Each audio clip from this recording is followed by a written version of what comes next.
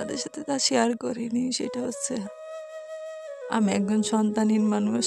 আমার আমি কথাটা কখনোই শেয়ার করি নাই আপনাদের সাথে, কখনোই না।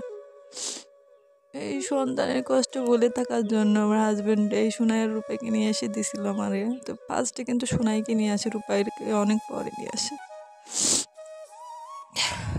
তো ওই সুনাইকে আমি আসলে একটা সন্তানের মতোই লালন পালন করছি। আর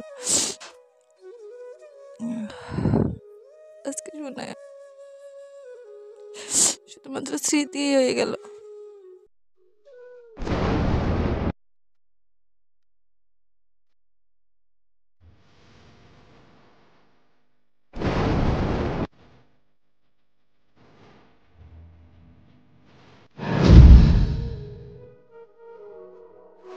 সোনাই,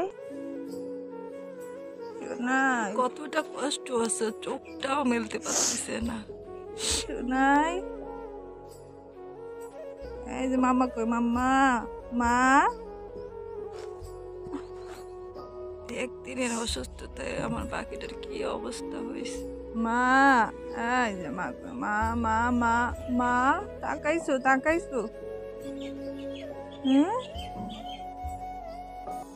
আপনাদের ভাইয়া আর আমি সুনাই, সুনাইকে আর রূপাইকে আসলে সন্তানের মতো লালন পালন করছি। কারণ কিছুটা হলেও এতে আমরা সন্তানের জীবনের কষ্টটা ভুলে থাকতে পারছি, ওদের নিয়ে সময় কাটাইছি। আর